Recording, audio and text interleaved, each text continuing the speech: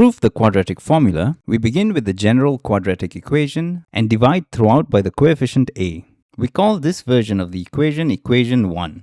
We know also the perfect square equation form, and we will incorporate this into our consideration to prove the quadratic formula. We will call this equation 2.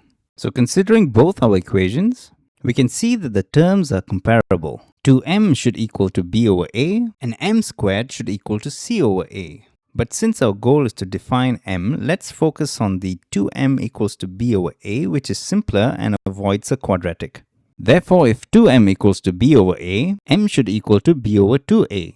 Now returning to our perfect square equation form, we would like to define our expression, our quadratic expression, in terms of x plus m squared. And m we have just defined. So if we replace m into the perfect square equation form, x plus m squared, we get x plus b over 2a squared. Expanding the brackets, we get x squared plus b over ax plus b squared over 4a squared. But hang on, this isn't the expression we started off with in equation 1 and which we aim to factorize. We could, however, equate them by minusing b squared over 4a squared and adding c over a to this expression. Now when we factorize our equation, we have this form. Let us write it out as an equation as well to reflect equation 1. We can shift the constant terms over to the right hand side and even out the denominator.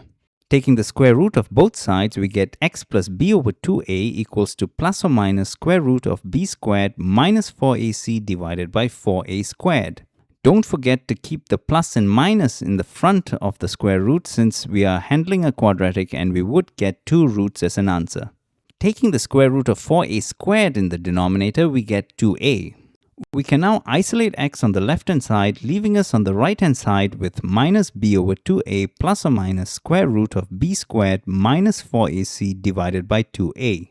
Simplifying this equation, we end up with our well-known quadratic formula x is equal to minus b plus or minus square root of b squared minus 4ac divided by 2a. And that wraps up our proof. If you liked the proof, leave us your comment. Also, like, share, subscribe, and tune in for more videos in time. For more math problems with solutions, go to mathofit.com. Alternatively, you can come straight to the Math of It YouTube channel and check out all the available math videos to date.